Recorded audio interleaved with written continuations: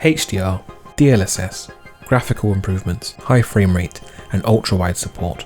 All these things are what's currently being advertised for PC releases in 2024.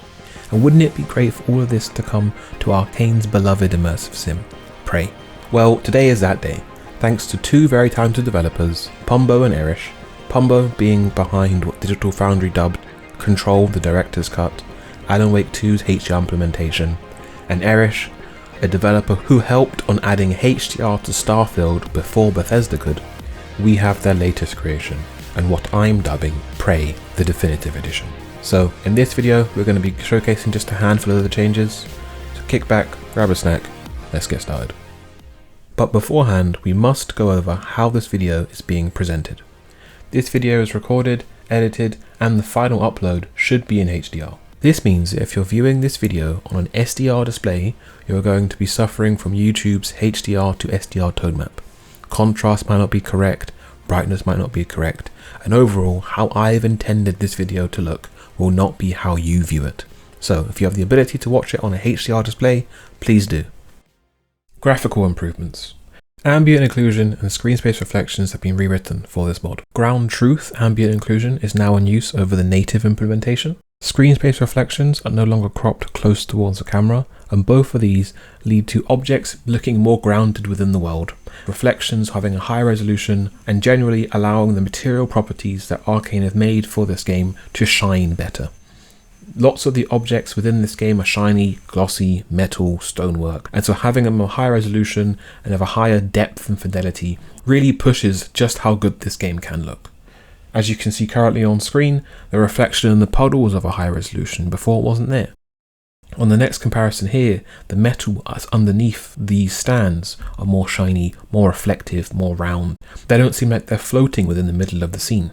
And in the last comparison we have here, what is quite a bland scene, the ambient occlusion just helps to seat the seats, the tables, all the stuff within this scene. And hopefully you can see in this side by side where the stock, everything looked like it's kind of glowing, there is no depth, and with the mod, things are better suited within the scene. HDR. HDR has been natively implemented into this game. Now in 2024, there are lots of options users have to be able to add HDR to SDR games. Special K, Auto HDR, RTX HDR. All of those, whilst they are great, have their own limitations, and they're all limited by the game's original SDR tone mapper. Hopefully, as you can see on the screen currently, having a native implementation allows for a much greater impact from native HDR.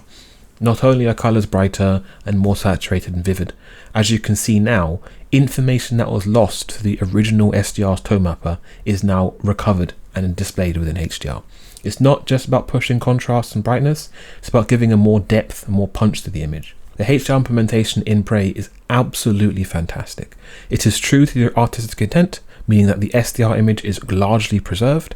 However, bright highlights and information that was lost has been recovered and is now shown to you.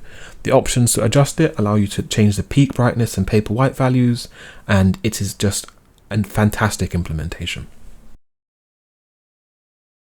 Now last, but certainly not least, DLSS and image quality. Now, you might think that a game from 2017 doesn't need upscaling, but in this instance, it's not just for performance. It also increases image quality by replacing the game's native TAA implementation. When coupled with DRS, which has now been unlocked to 240 FPS, allows for any range of hardware to play the game at a true high frame rate whilst having a good image quality. And thirdly, if you have all the horsepower in the world, it can use DLLA to give you the most sharp, most precise image possible. Now, those are the three things that I focused on in this video. However, there is a whole range of extra additions that are made within this mod. Sharpening is now using AMD's Arkane implementation. Anisotropic filtering is now set to 16 times on all textures. Beforehand, it was only on certain textures. Ultrawide Support has been greatly improved. Bloom, ambient occlusion, screen space reflection, squad rays, lens effects, all of these aspects now scale to the correct aspect ratio of ultrawide users. The game was more responsive for those with VRR displays, as the swap chain, such as the back end of how the game renders to Windows, has been improved. Motion blur quality has been improved, shadow quality has been improved, and there is a reduction of banding in both SDR and HDR. Anyway, that's going to be all from me today.